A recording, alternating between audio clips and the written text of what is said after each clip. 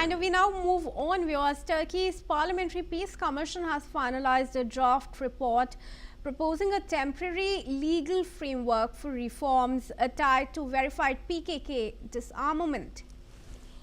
The reports call for redefining terrorism to exclude non-violent acts, strengthening free speech protections, and ending the practice of appointing government trustees over elected mayors in Kurdish-majority regions. It also outlines the reintegration of former PKK members who lay down arms, while stressing there will be no blanket amnesty and that all cases must still go through judicial review.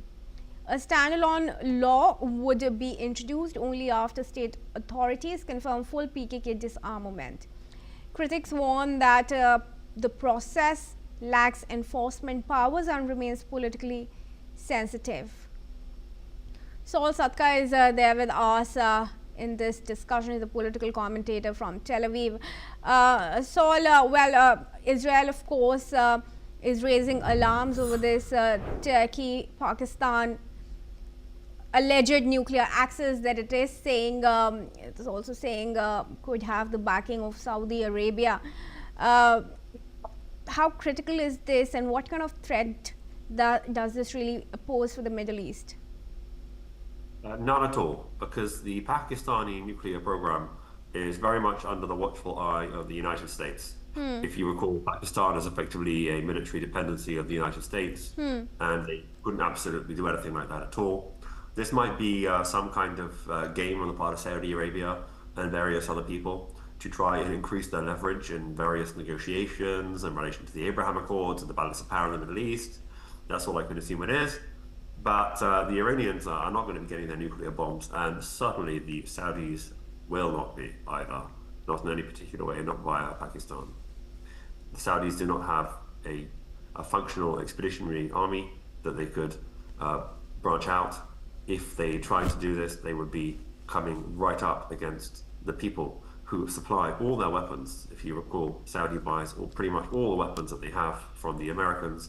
The Americans need to stay in their good books because otherwise they can't get the spare parts that you need to maintain all those very expensive and complex weapons, including the jets, which within 10 hours of flying time no longer function once your benefactor who provides them to you cuts you off. So all that is just this complete pie in the sky, and at the very most, it's a bluff to try and get something else out of some kind of negotiation.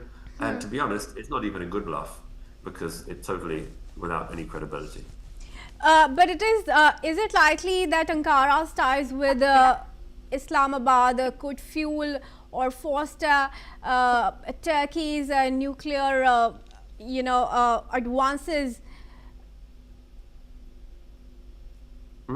I didn't catch that, sorry. Is it also likely that Ankara's growing ties with Islamabad could fuel Turkey's nuclear ambitions? It's possible, but the Turks, again, the Turks are going to watch in the near future as the Iranians pay the price for their nuclear adventures. And they will find that the benefit for them having a nuke is very, very low, and the cost for them to have a nuke is very high. And so as long as the leaders in Ankara are relatively logical, reasonable people, which they are, according to people I know who tell me that they are, a lot of the messaging that comes out of there is bluster for their own local population. There's no prospect that they're going to try and build a nuke or buy a nuke from Pakistan. Certainly that won't be allowed to happen. There are too many actors in the region who will prevent it. Right, so I'll continue to stay on with me, viewers. We're now going to proceed. Now, former Israeli Prime Minister Naftali Bennett has